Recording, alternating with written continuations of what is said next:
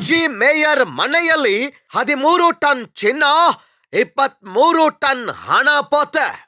ಇಷ್ಟೊಂದು ಚಿನ್ನ ಹಣ ನೋಡಿ ಬೆಚ್ಚಿ ಬೆರಗಾದ ಪೊಲೀಸರು. 10 ವರ್ಷದ ಲೂಟಿ, 36,000 ಕೋಟಿ ರೂಪಾಯಿ ಅಕ್ರಮ ಆಸ್ತಿ ಸಂಪಾದನೆ. ಮಾಜಿ ಮೇಯರ್ಗೆ ಮರಣ ದಂಡನೆ ಶಿಕ್ಷೆ ವಿಧಿಸಿದ ನ್ಯಾಯಾಲಯ. ಚೀನಾ ಒಂದು ಬಲಿಷ್ಠ ರಾಷ್ಟ್ರ, ಅಲ್ಲಿನ ಕಾನೂನು ಕೂಡ ಅಷ್ಟೇ ಬಲಿಷ್ಠ.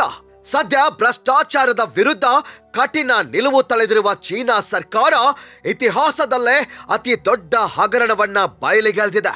ಹೈಕೌ ನಗರದ ಮಾಜಿ ಮೇಯರ್ ಮನೆಯಲ್ಲಿ ಸಿಕ್ಕ ಅಪಾರ ಪ್ರಮಾಣದ ಶುದ್ಧ ಚಿನ್ನ ಮತ್ತು ಹಣವನ್ನ ನೋಡಿ ಸ್ವತಃ ತನಿಖಾಧಿಕಾರಿಗಳೇ ದಂಗಾಗಿದ್ದಾರೆ. ಕೋರ್ಟ್ ಈಗ ಆರೋಪಿಗೆ ಮರಣ ದಂಡನೆ ಶಿಕ್ಷೆ ವಿಧಿಸಿದೆ. ಭ್ರಷ್ಟಾಚಾರದ ಆರೋಪದ ಮೇಲೆ ಹೈಕೌ ನಗರದ ಮಾಜಿ ಮೇಯರ್ ನಿವಾಸದ ಮೇಲೆ ಅಧಿಕಾರಿಗಳು ದಾಳಿ ನಡೆಸಿದ್ರು. ಆಗ ಕುಬೇರನ ಖಜಾನೆಯೇ ತೆರೆದುಕೊಂಡಂತಾಗಿತ್ತು. ಸುಮಾರು 13.5 ಟನ್ ತೂಕದ ಶುದ್ಧ ಚಿನ್ನದ ಬಾರ್ಗಳು ಮತ್ತು ವಿವಿಧ ದೇಶಗಳ ಕರೆನ್ಸಿ ಸೇರಿದಂತೆ ಸುಮಾರು 23 ಟನ್ ನಗದು ಪತ್ತೆಯಾಗಿದೆ. ಇದರೊಂದಿಗೆ ವಿದೇಶಗಳಲ್ಲಿ ಮತ್ತು ಚೀನಾದ ಪ್ರಮುಖ ನಗರಗಳಲ್ಲಿ 16 ಐಷಾರಾಮಿ ವಿಲ್ಲಾಗಳು ಹಾಗೂ ಬೆಲೆ ಬಾಳುವ ಕಾರುಗಳ ಸಂಗ್ರಹವನ್ನ ಅಧಿಕಾರಿಗಳು ವಶಪಡಿಸಿಕೊಂಡಿದ್ದಾರೆ.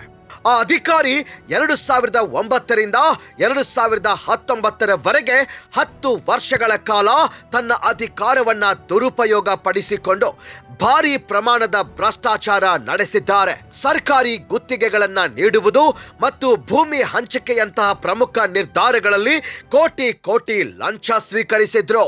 ತನಿಖೆಯ ಪ್ರಕಾರ ಇವರು ಸಂಗ್ರಹಿಸಿದ ಅಕ್ರಮ ಆಸ್ತಿಯ ಒಟ್ಟು ಮೌಲ್ಯ ಸುಮಾರು $4.3 ಬಿಲಿಯನ್, ಅಂದ್ರೆ ಅಂದಾಜು 36,000 ಕೋಟಿ ರೂಪಾಯಿಗಳು. ಈ ಪ್ರಕರಣವನ್ನು ಚೀನಾದ ಇತಿಹಾಸದಲ್ಲಿ ಅತ್ಯಂತ ಗಂಭೀರ ಭ್ರಷ್ಟಾಚಾರ ಪ್ರಕರಣವೆಂದು ಪರಿಗಣಿಸಿದ ನ್ಯಾಯಾಲಯವು ಆರೋಪಿಗೆ ಮರಣ ದಂಡನೆ ಶಿಕ್ಷೆಯನ್ನ ಪ್ರಕಟಿಸಿದೆ. ದೇಶದ ಸಂಪತ್ತನ್ನು ಲೂಟಿ ಮಾಡುವವರು ಎಷ್ಟೇ ಉನ್ನತ ಸ್ಥಾನದಲ್ಲಿದ್ರೂ ಕೂಡ ಶಿಕ್ಷೆಯಿಂದ ತಪ್ಪಿಸಿಕೊಳ್ಳಲು ಸಾಧ್ಯವಿಲ್ಲ ಎಂಬ ಕಠಿಣ ಸಂದೇಶವನ್ನ ಚೀನಾ ಸರ್ಕಾರ ಈ ಮೂಲಕ ನೀಡಿದೆ.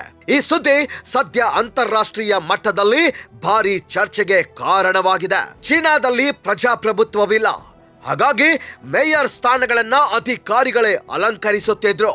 ಆದರೆ ಭ್ರಷ್ಟಾಚಾರದ ವಿಷಯ ಬಂದಾಗ ಅಲ್ಲಿನ ಕಮ್ಯುನಿಸ್ಟ್ ಸರ್ಕಾರ ಕಿಂಚಿತ್ತೂ ಕರುಣೆ ತೋರಿಸೋದಿಲ್ಲ.